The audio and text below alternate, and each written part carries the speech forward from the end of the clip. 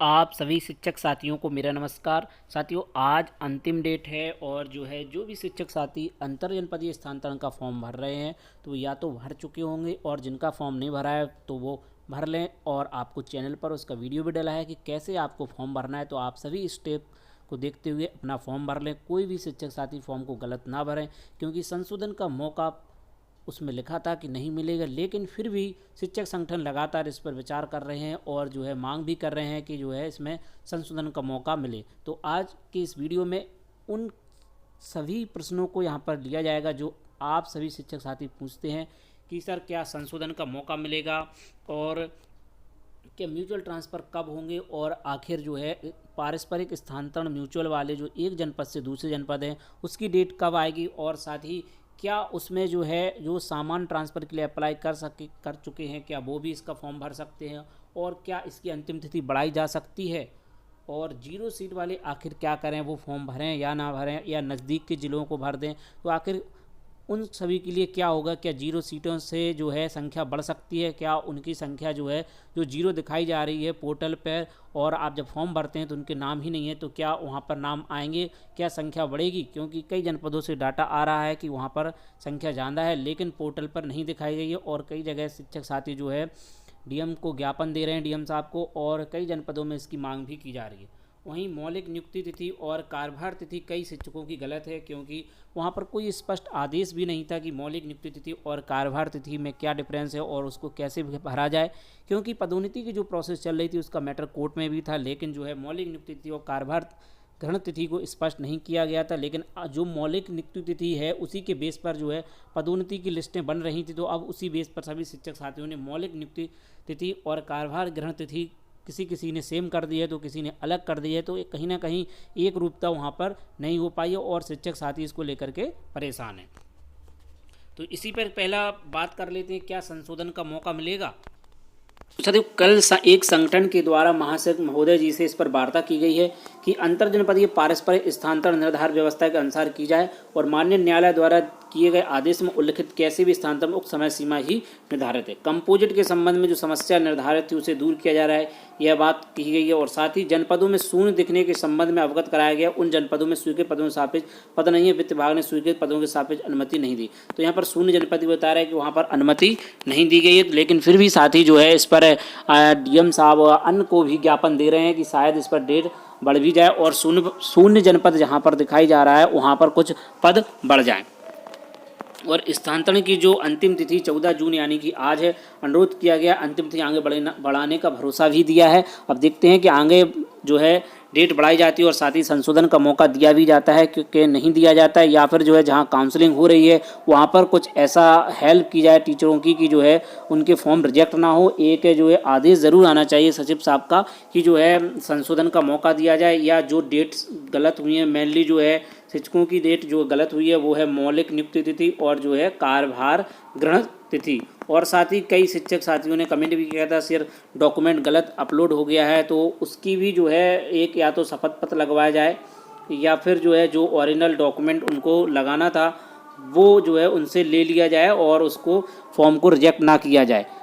साथ ही और जो भारांक को रिलेटेड है, कई शिक्षक साथियों ने भारांक लगाए हुए हैं तो प्रॉपर वे में नहीं है, तो अब वहाँ पर जहाँ पर काउंसलिंग हो रही है उनका क्या रोल होता है, बीएसए साहब और जो खंड शिक्षा अधिकारी महोदय हैं उनका उसमें क्या रोल होता है, उसको यहाँ पर देखना होगा कि क्या समस्याएं आती हैं। क्योंकि पिछले वर्ष 19-20 में जो अंतर जनपदीय स्थानांतरण हुए थे वहाँ पर कई सारे शिक्षक साथियों के फॉर्म रिजेक्ट कर दिए गए थे।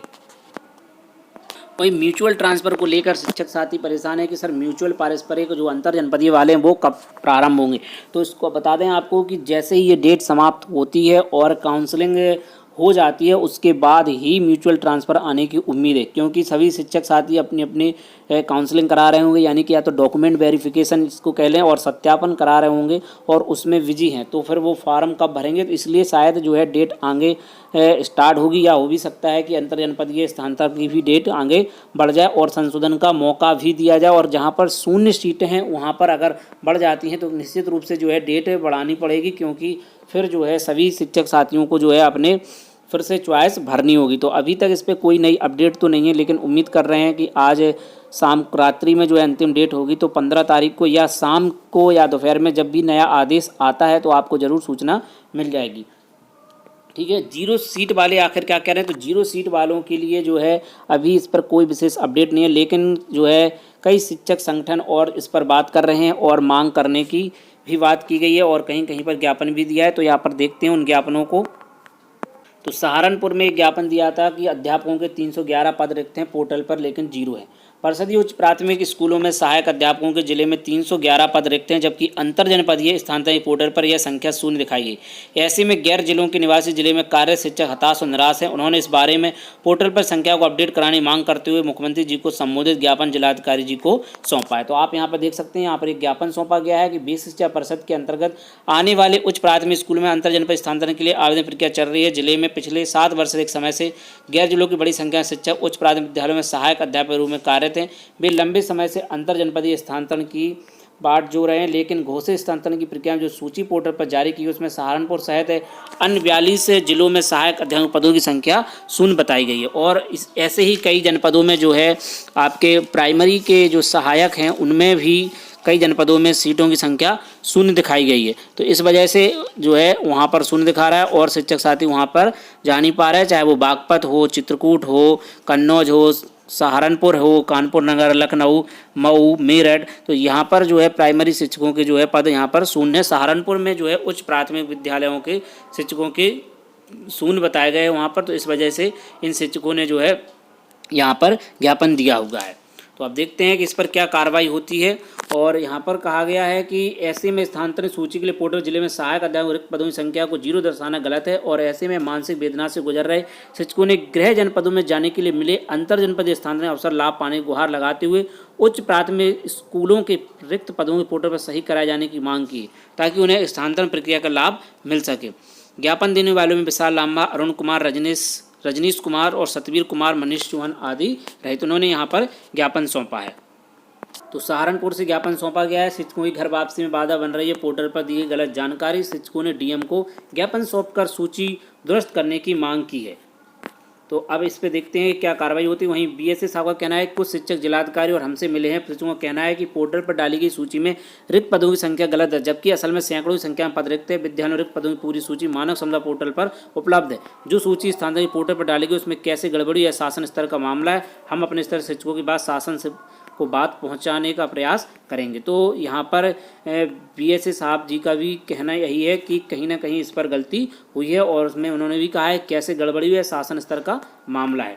वहीं बता दें कि प्राथमिक विद्यालय में 70 पद रिक्त दिखाए गए, जबकि विभाग से प्राप्त सूची में 1348 पद रिक्त है। तो देखिए कितना अंतर यहाँ पर आ रहा है। तो कहीं ना कहीं सभी जनपदों से यही डाटा होगा और कहीं जो है शिक्षकों की संख्या मांगनी जरूर ज़्यादा थी और वहाँ शिक्षक आने जाना चाहिए थे, लेकिन वहाँ पर रिक्त पद दिखा दिए गए। तो इससे बहुत बड़ी समस्या शिक्षकों के सामने खड़ी होगी कि आखिर उनका अंतर जनपदीय स्थानांतरण किस प्रकार से हो, क्योंकि 2019-20 के बाद कोई भी स्थानांतरण प्रक्रिया शुरू नहीं हुई। उन्होंने बताया कि 42 जनपदों में उच्च प्राथमिक विद्यालयों में सहायक अध्यापक रिक्त पदों की संख्या शून्य दिखाई गई। तो कितना बड़ा डाटा है कि 42 जनपदों में संख्या शून्य दिखाई, और कहीं ना कहीं इसको लेकर के जरूर मैटर कोर्ट में न चला जाए, और कोर्ट में जाता है तो ये प्रक्रिया फिर से फंस जाएगी। इससे साबित होता है कि पूरी सूची में गड़बड़ी। उन्होंने बताया कि वह इस संबंध में सांसद और विधायकों से मिलकर भी अपनी बात रखेंगे। तो यहाँ पर शिक्षक साथियों ने अच्छा प्रयास किया है और जो है यहाँ पर ज्ञापन भी दिया है। तो ऐसे ही अगर अन्य जनपदों से भी यह बात आगे तक बढ़ती हो और कहीं ना कहीं इस पर सुधार होता, लेकिन जो है शिक्षक साथियों ने भी इस पर प्रयास नहीं किया है। तो अब जो है कैसे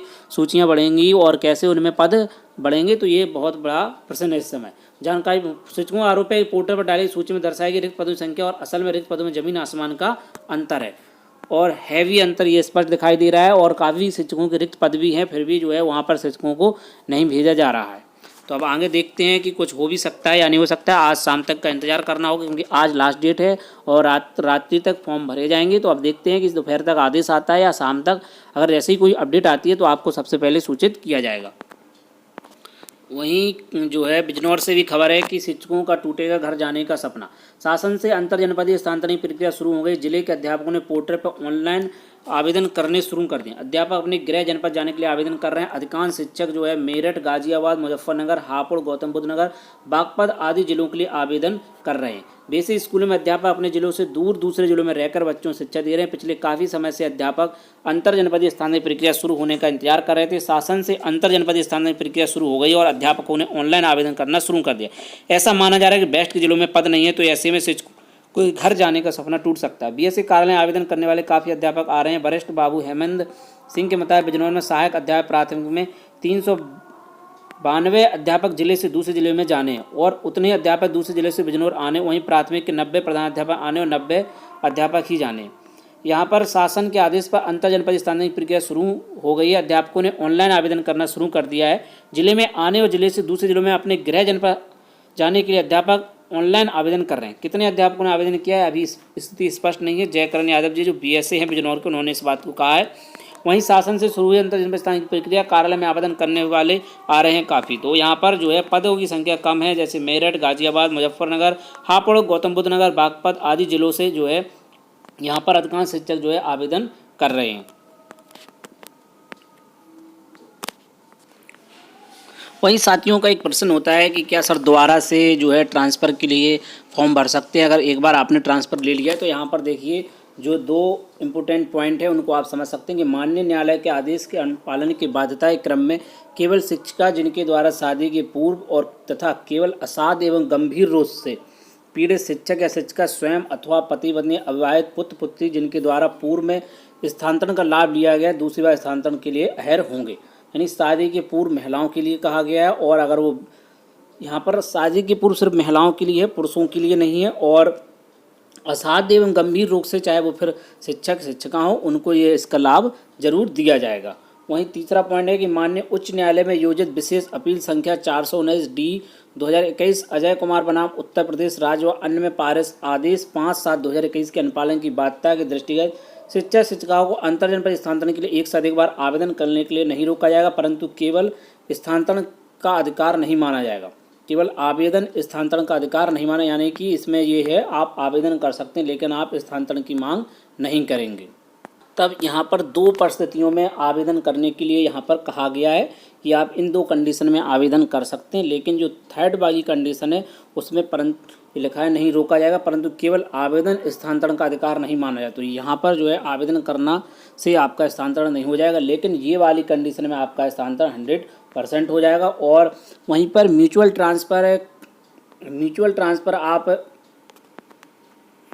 ट्रांसफ़र आप कितनी बार कर सकते हैं, तो यहाँ पर भी स्थिति स्पष्ट नहीं की गई कि म्यूचुअल है पारस्परिक अंतर जनपदीय स्थानांतरण कितनी बार किए जा सकते हैं, यहाँ पर उसको क्लियर नहीं किया गया। और वहीं पर साथी पूछते हैं क्या जो है अंतर जनपदीय स्थानांतरण और म्यूचुअल ट्रांसफ़र दोनों फिल कर सकते हैं। तो इस संबंध में जो आदेश जारी हुआ था इस पॉइंट को वहाँ पर क्लियर करा गया है, तो आपको उस आदेश को भी यहाँ पर दिखाते हैं।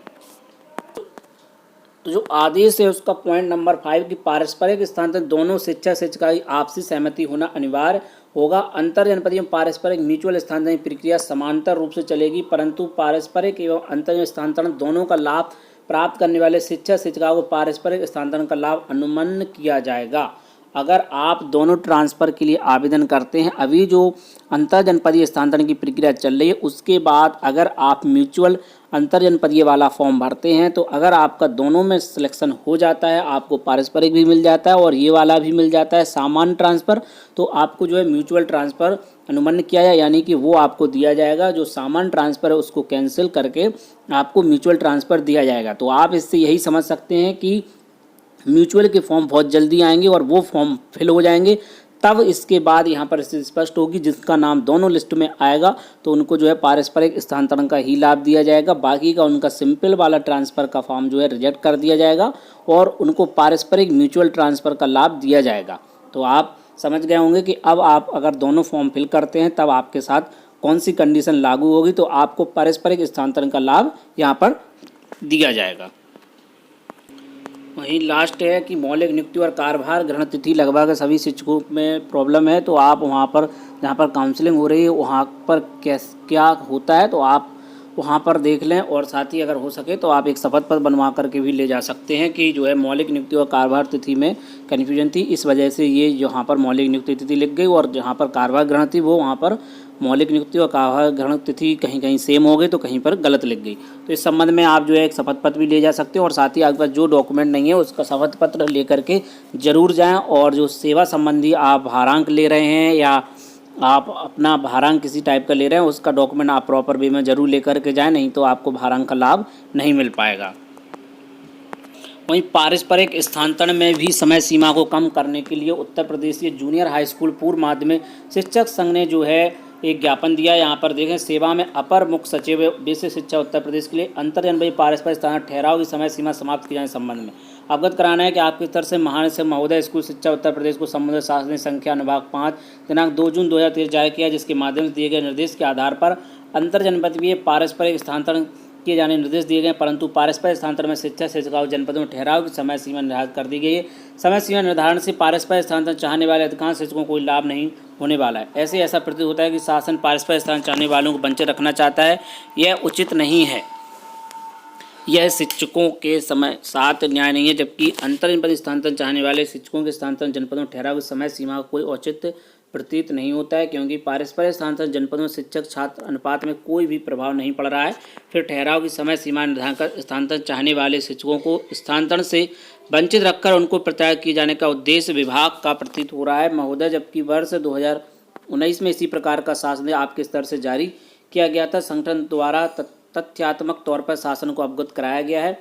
तत्पश्चात विशेष सचिव बेसिक शिक्षा अनुभाग 5 द्वारा शासनदेश संख्या 119/68/2021 दिनांक 16 फरवरी 2021 शासनदेश के माध्यम से अंतर जनपदीय पारस्परिक स्थानांतरण जनपदों में ठहराव समय सीमा को समाप्त कर दिया गया, परंतु जारी शासन में पुनः समय सीमा शर्त को बढ़ा दिया गया, जबकि समय सीमा समाप्त करने संबंधी पूर्व शासनदेश दिनांक 16 फरवरी 2021 को न ही निरस्त किया गया और न ही अतिक्रमित किया गया है। साथ ही शासनदेश में सहायक अध्यापक प्राथमिक को उसी पद पर, सहायक अध्यापक जूनियर हाई स्कूल को उसी पद पर तथा प्राथमिक अध्यापक प्राथमिक को उसी पद पर आवेदन किए जाने निर्देश दिए गए, जबकि पूर्व में प्रधान अध्यापक प्राथमिक और सहायक अध्यापक जूनियर हाई स्कूल को एक दूसरे पदों पर आवेदन करने की व्यवस्था थी, क्योंकि दोनों समान पद हैं। तो ये भी यहाँ पर बात की गई है, क्योंकि यहाँ पर दोनों पद समान नहीं किए गए।